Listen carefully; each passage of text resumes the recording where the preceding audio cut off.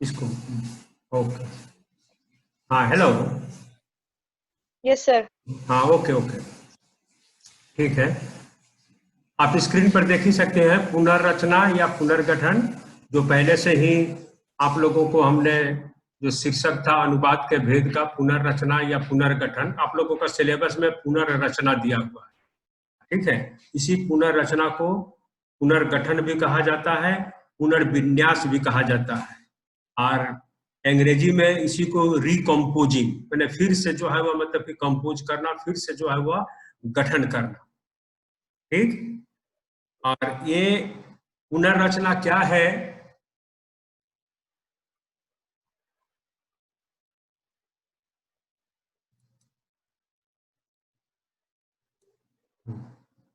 हाँ, पुनर्रचना जो है,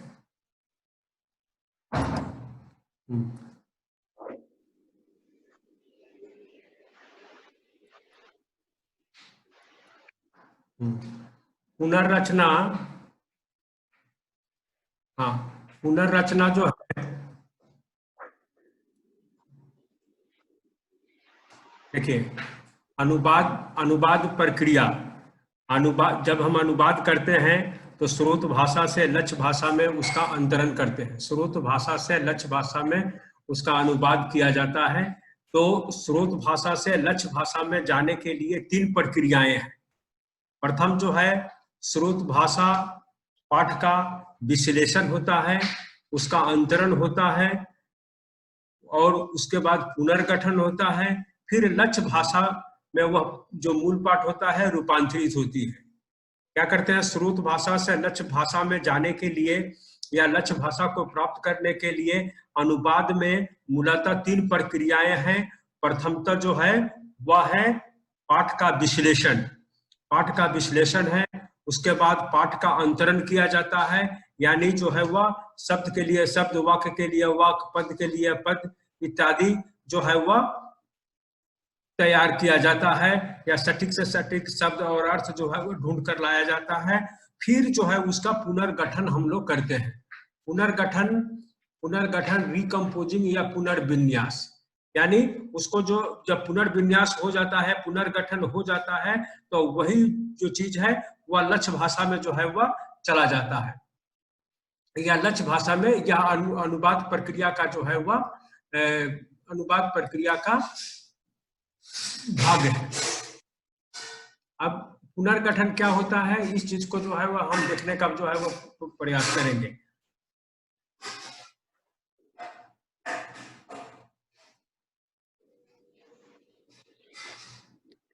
हाँ, देखिए स्क्रीन पर आप लोग देखिए। हेलो। Yes sir. हाँ, स्क्रीन पर देखिए, पुनर्रचना जो है वह क्या है, वह जो है वह मतलब कि दिखा रहा है। ठीक है, पढ़िए, उसको पढ़कर समझने का प्रयास कीजिए, उसको देखिए।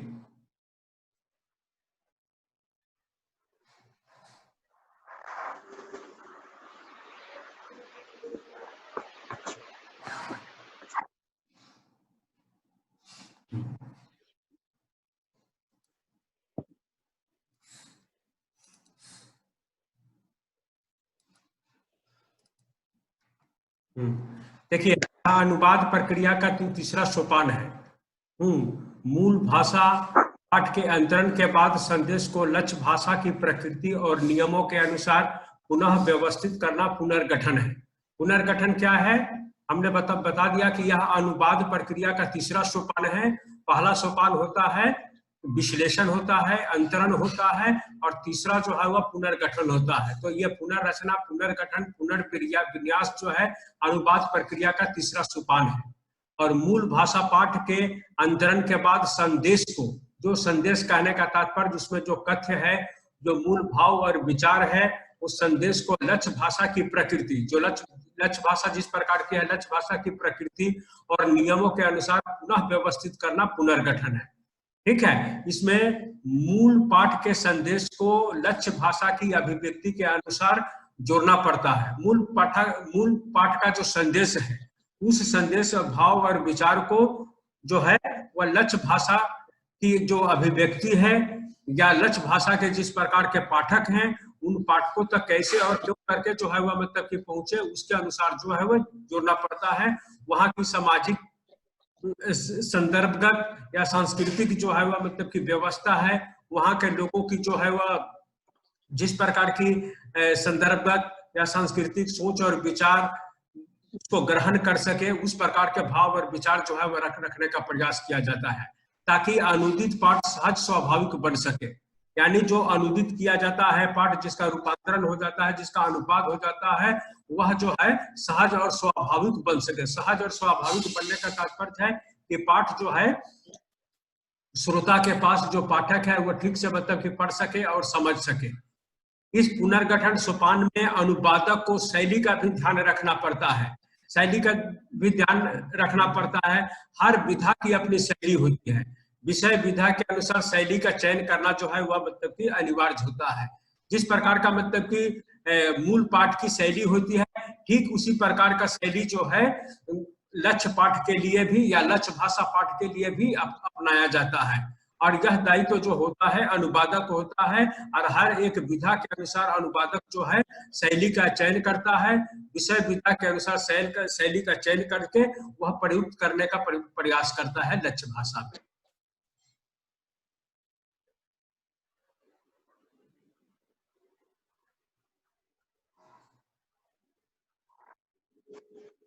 नेक्स्ट पे ट्रांसफर होने के लिए क्या है,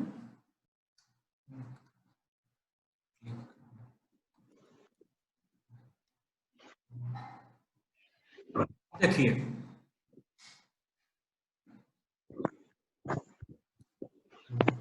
रचना के पुनर्गठन में विषय वस्तु और शैली दोनों पर अनुवादक की दृष्टि होनी चाहिए। कहाँ कहाँ पर जो है वह दृष्टि होनी चाहिए अनुवादक को? रचना के पुनर्गठन में विषय वस्तु और शैली दोनों पर जो है वह उसकी दृष्टि होनी चाहिए।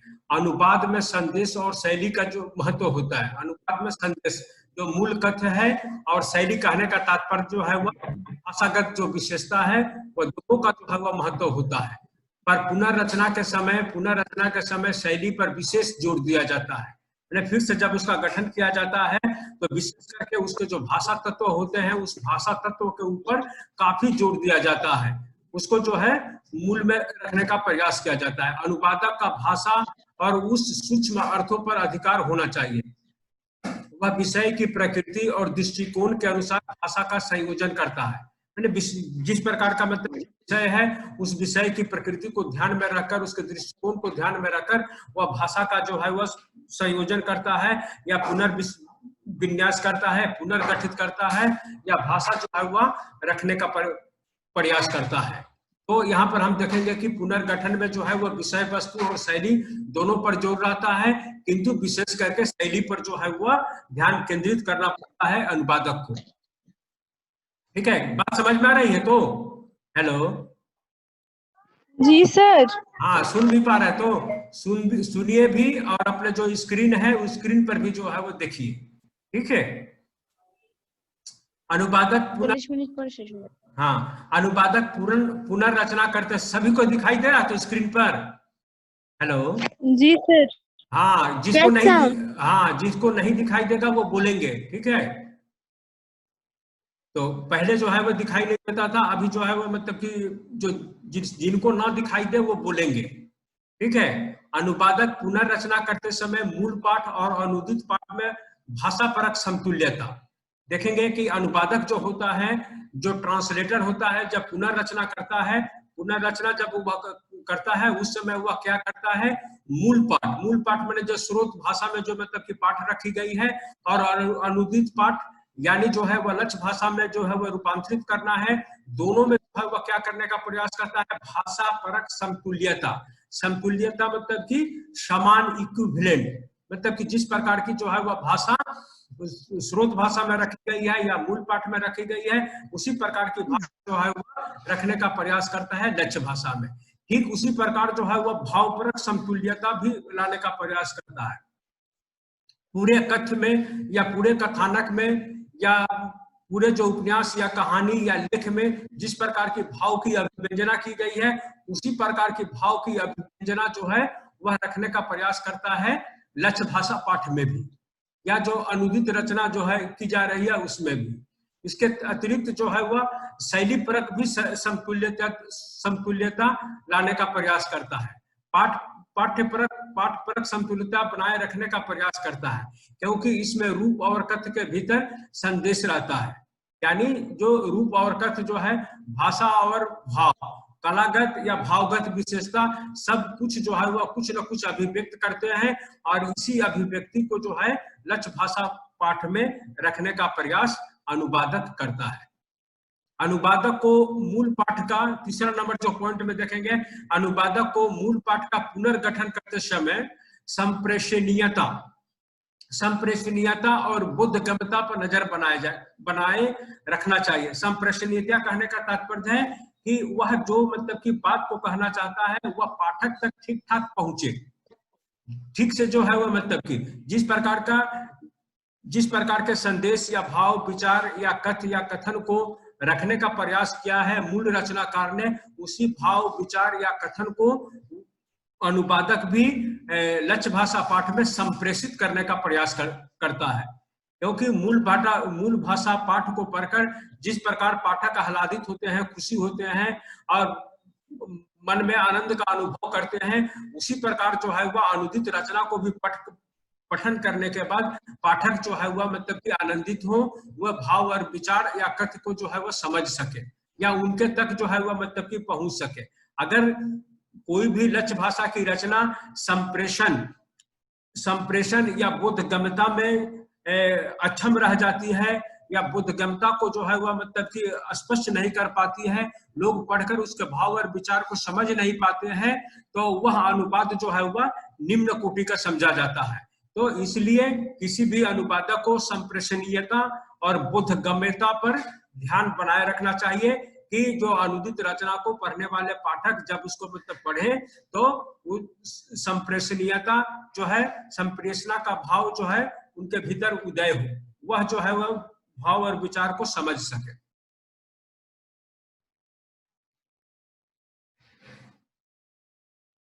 नेक्स्ट पॉइंट पर हम आते हैं। अब देखेंगे हम लोग जो है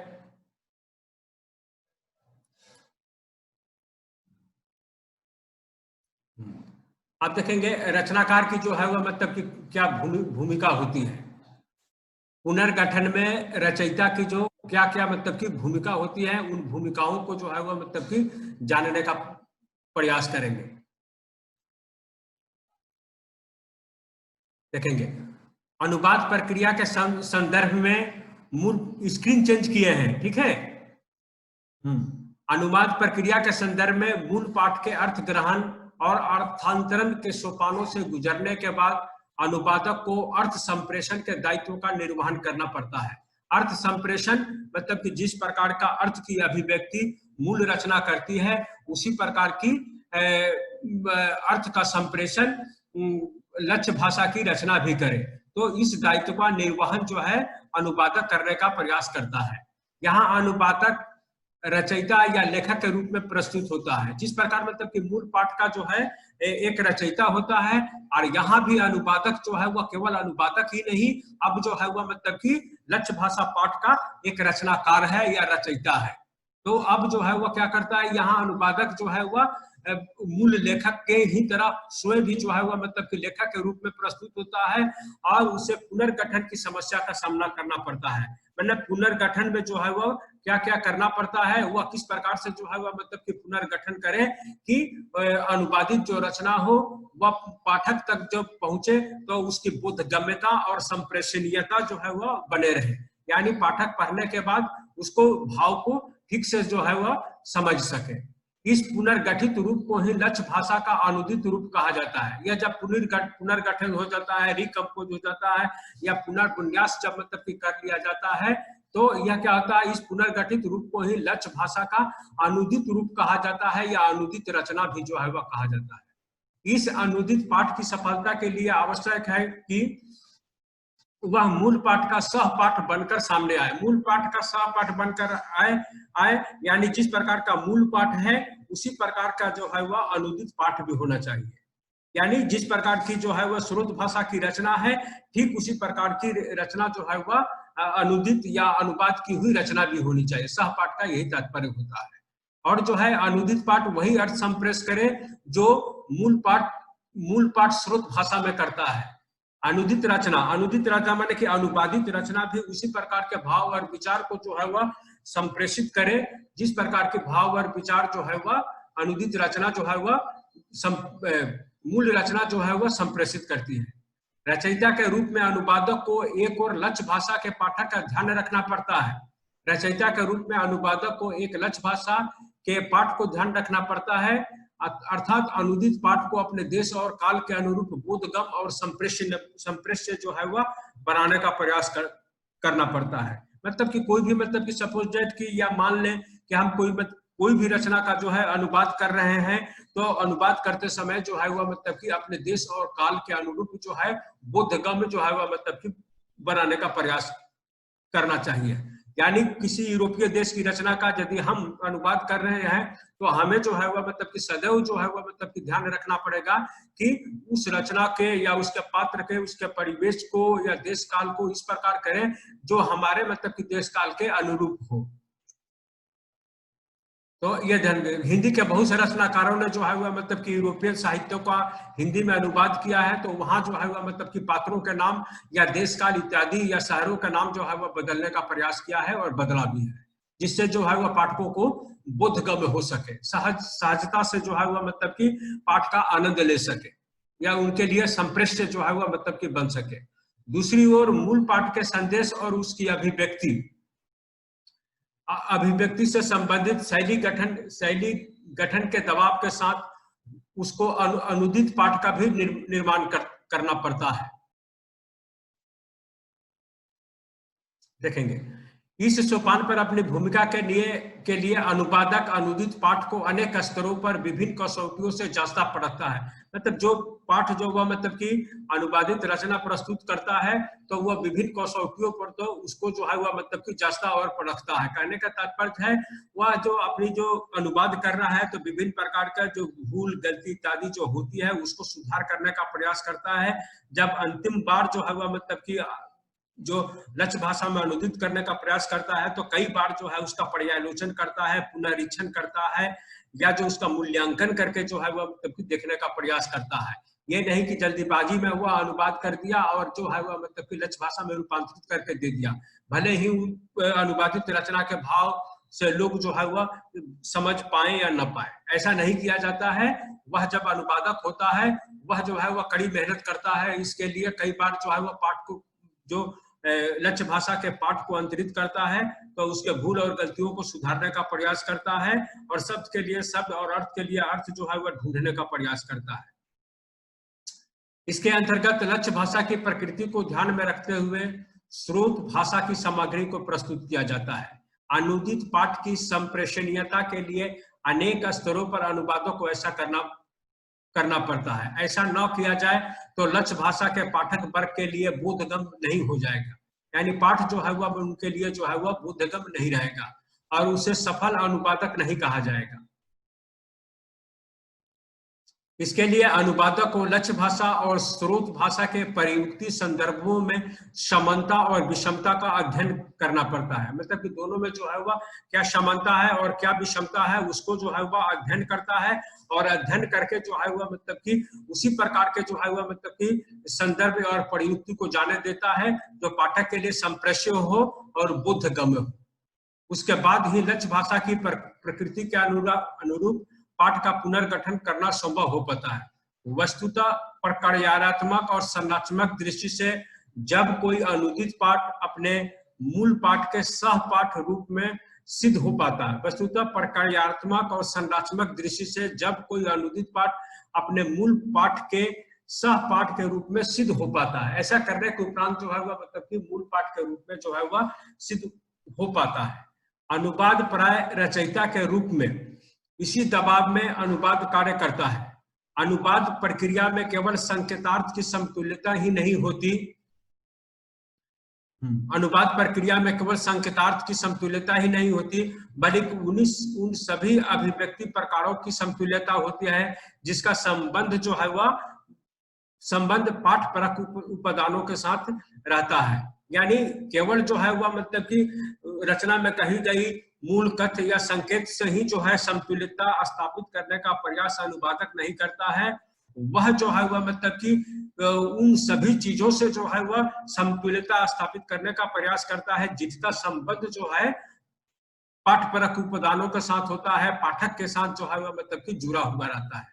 अनुवाद प्रक्रिया के इस अंतिम सोपान मतलब कि पुनर्गठन, अनुवाद प्रक्रिया के इस अंतिम सोपान पर अनुवादक को निम्नलिखित 2 स्तरों पर पुनर्गठन करना पड़ता है, मतलब कि 2 स्तरों पर जाकर जो है वह उसे पुनर्गठन करता है।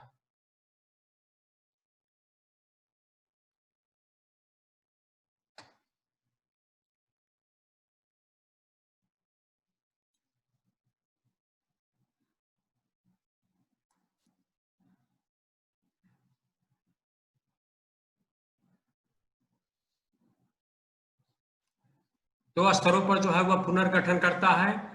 एक जो है वह प्रथम जो है वह किस स्तर पर करता है, भाषा प्रयोग के स्तर पर करता है, और दूसरा जो है वह मतलब कि प्रयुक्ति के भाषा प्रयोग के स्तर पर करता है, और जो है एक विधा के स्तर पर करता है। तो पहले हम लोग जो है वह मतलब कि देखने का प्रयास करेंगे भाषा प्रयोग के स्तर पर जो वह करता है, वह चीज जो है वह देखने का प्रयास करेंगे।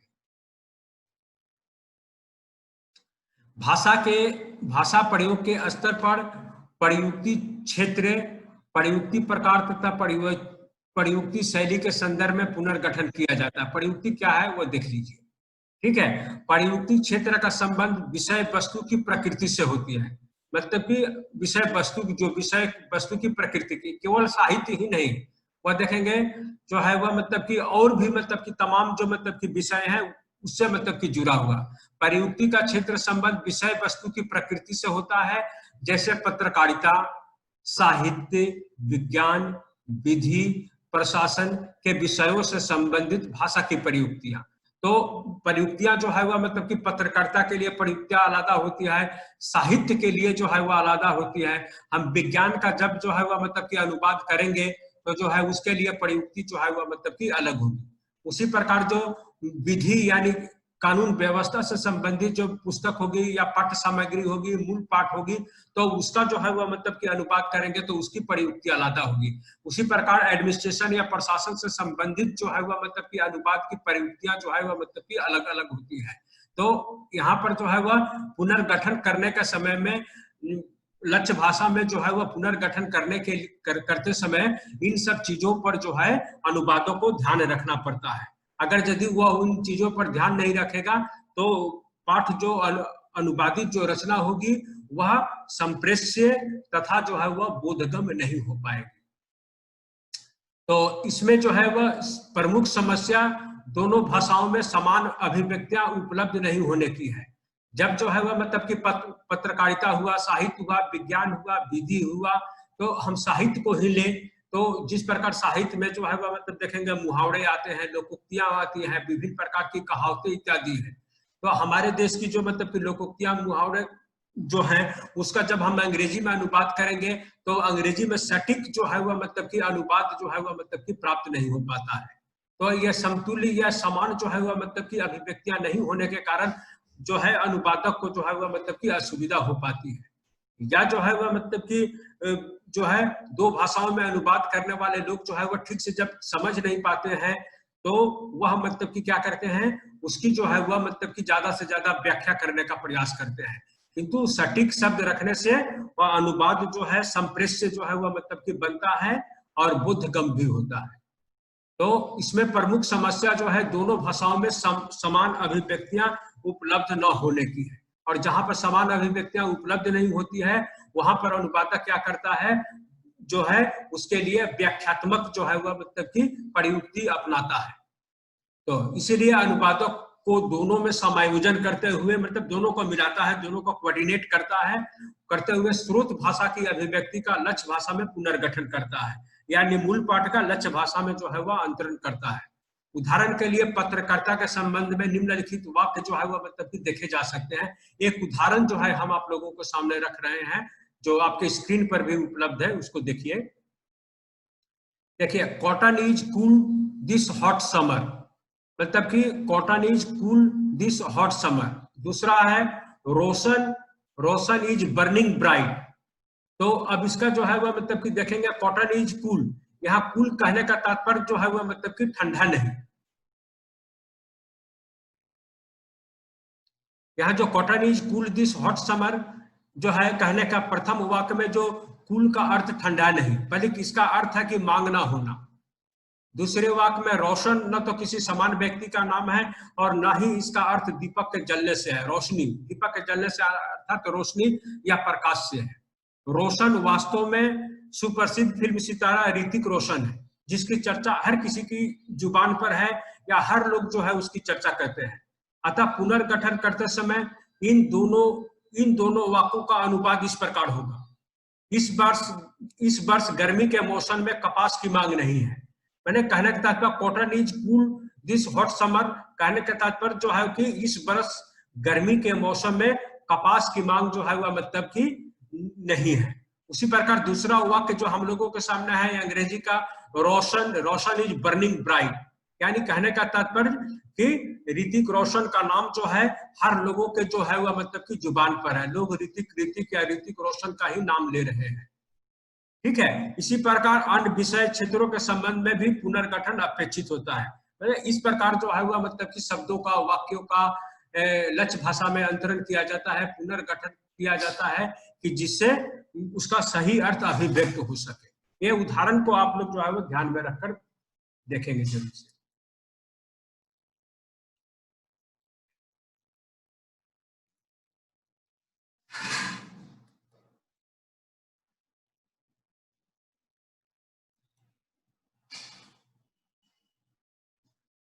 आप देखेंगे विधा के स्तर पर, प्रयुक्ति के स्तर पर हमने देखा, उसके बाद जो है वह मतलब कि अब जो है वह विधा के स्तर पर देखेंगे। भाषा प्रयोग के अतिरिक्त विधा परक उपादानों के स्तर पर भी अनुवादक को पुनर्गठन करना पड़ता है। विधा का तात्पर्य पाठ के संरचनात्मक रूप से है, जैसे कहानी, उपन्यास, नाटक, कविता, निबंध। यानी उपन्यास, नाटक, कविता, निबंध आदि जो विषय है इन पर जब जो है वह मतलब इसका पुनर्गठन किया जाता है, इसका जब रूपांतरण किया जाता है, जब इसका अनुवाद किया जाता है, तो जो है वह मतलब कि एक ही प्रकार का शैली का जो है वह मतलब कि अपनाया नहीं जाता है। इन विधाओं के बाह्य रूप के साथ साथ इनकी आभ्यंतर प्रकृति को भी ध्यान में रखते हुए जो है वह पुनर्गठन किया जाता है। नाटक का अनुवाद करते समय उनकी बाहरी रूप, संवाद विधान और आभ्यंतरिक रूप, नाटकीयता, रंगमंचीयता दोनों का ही ध्यान रखना होता है। इसी प्रकार कविता का अनुवाद करते समय उसके बाह्य रूप, छंद विधान और आभ्यंतरिक रूप, काव्यात्मकता दोनों को ही ध्यान रखना होता है। इस प्रक्रिया में अनुवाद विधा के बाहरी रूप को तो बदला जा सकता है, किंतु उसके आभ्यंतरिक रूप को जो है वह मतलब कि नहीं बदला जा सकता है। आभ्यंतरिक कहने का तात्पर्य जो है वह मतलब कि मूल कथ्य या संदेश, मूल भाव और विचार जो है वह मतलब कि नहीं बदला जा सकता है। भाषा के स्तर पर जो है वह मतलब कि कुछ जो है वह या शैली के स्तर पर जो है वह मतलब कि कुछ जो है वह बदला जा सकता है, किंतु जो है वह मतलब कि जो कथ्य या संदेश या विचार के आधार पर जो है उसमें जो है परिवर्तन नहीं किया जा सकता है। कहने का आशय यह है कि यदि मूल पाठ कविता है तो उसका अनुदित पाठ गद्यानुवाद के रूप में दिया जा सकता है, किंतु अनुदित पाठ सह पाठ है तो उसकी काव्यात्मकता को किसी भी कीमत पर जो है वह छोड़ने का प्रयास नहीं किया जा सकता है। देखेंगे उपयुक्त विवेचन के आधार पर कहा जा सकता है कि पुनर्गठन के सोपान पर अनुवादक को अनुदित पाठ की संप्रेषणीयता पर ध्यान केंद्रित करना आवश्यक होता है। संप्रेषणीयता कहने तात्पर्य है कि वह जो कथ्य या भाव और विचार अनुवादक कहना चाहता है वह जो है वह मतलब कि पढ़ने वाला पाठक उसको सहज ही उसके लिए बोधगम्य हो सके, इस पर ध्यान केंद्रित करना होता है कि वह संप्रेष्य जो है वह बन सके। कुल मिलाकर आशय यह है कि अनुवाद कार्य एक अनुप्रयुक्त भाषिक प्रक्रिया है, इसलिए उसका एक पक्ष लक्ष्य भाषा के पाठकों से संबंधित होता है जिसके लिए वह अनुवाद कार्य करता है। इसका एक पक्ष लक्ष्य भाषा के पाठकों, माने वह लक्ष्य भाषा के पाठकों को ध्यान में ही रखकर जो है वह अनुवाद कार्य जो है वह करता है। इस दृष्टि से यह अति आवश्यक है कि अर्थ संप्रेषण की प्रक्रिया में अनुदित पाठ स्पष्ट हो, सहज हो, बोधगम्य हो तथा लक्ष्य भाषा की प्रकृति के अनुरूप होना चाहिए। मतलब कि जिस प्रकार की लक्ष्य भाषा की प्रकृति के अनुरूप होना चाहिए। कहने का तात्पर्य जो है, लक्ष्य भाषा को पढ़ने वाला पाठक जिस प्रकार के हैं, उनकी जो है वह मतलब कि उनको ध्यान में रखकर की जानी चाहिए। यह कार्य निश्चित रूप से किसी भी अनुवादक के लिए जो है सहज कार्य नहीं है। यह कार्य किस प्रकार का है? यह एक जो है वह चुनौतीपूर्ण काम है और बहुत बड़ा मतलब कि दायित्व वाला यह काम है, क्योंकि वह पाठ का मूल रचयिता नहीं होता है और उसके सामने प्रारूप के रूप में पहले से ही एक पाठ होता है। मतलब वह पाठ का मूल रचयिता नहीं होता है, वह केवल अनुवाद करता है। इसलिए जो है वह मतलब कि मूल रचनाकार के भाव, विचार, कथ्य या संदेश को जो है वह लक्ष्य भाषा के पाठकों तक पहुंचाने का प्रयास करता है। इसलिए उसके माथे पर जो है एक गुरुतर दायित्व रहता है। मूल पाठ के संदेश और फिर उसकी अभिव्यक्ति से संबंधित शैलीगत गठन के दबाव के साथ उसको अनुदित पाठ का जो है वह निर्माण करना पड़ता है। इसके अतिरिक्त उसे अनुदित पाठ को अपने देश और काल के अनुरूप संप्रेषित करना पड़ता है। मतलब कि अपने देश और काल के अनुरूप जो है वह मतलब कि संप्रेषित करना पड़ता है। सब मान लीजिए कि यदि हम मतलब कि किसी विदेशी रचनाकार के या अमेरिका का या यूरोप के या किसी अन्य देशों के जो है वह मतलब कि रचनाकार के रचना को जो है अपनी भाषा में या हिंदी में जब हम रूपांतरित करते हैं, तो जो है वह मतलब कि देश, काल, परिस्थिति, परिवेश, नाम इत्यादि जो है हमें रखना चाहिए। अपने यहाँ के जो मतलब कि भौगोलिक परिवेश है, सांस्कृतिक परिवेश है, या जो है वह मतलब कि यहाँ के लोगों के जिस प्रकार के नाम रखे जाते हैं उस प्रकार, या शहर के नाम में भी जो है वह मतलब कि परिवर्तन किया जा सकता है। तो इस प्रकार का जो है वह मतलब कि एक परिवेश या देश काल जो है वह सृष्टि करने का प्रयास किया जाए, जिससे कि हमारे देश के या जिन पाठकों के लिए या जिन पाठकों के लिए लिखा जा रहा है उनको पाठ जो है संप्रेष हो सके और बोधगम्य हो सके। इसके अतिरिक्त जो है उसे अनुदित पाठ को अपने देश और काल के अनुरूप संप्रेषित करना पड़ता है, ताकि वह पाठक वर्ग के लिए सुबोध, सहज एवं स्पष्ट जो है बन सके।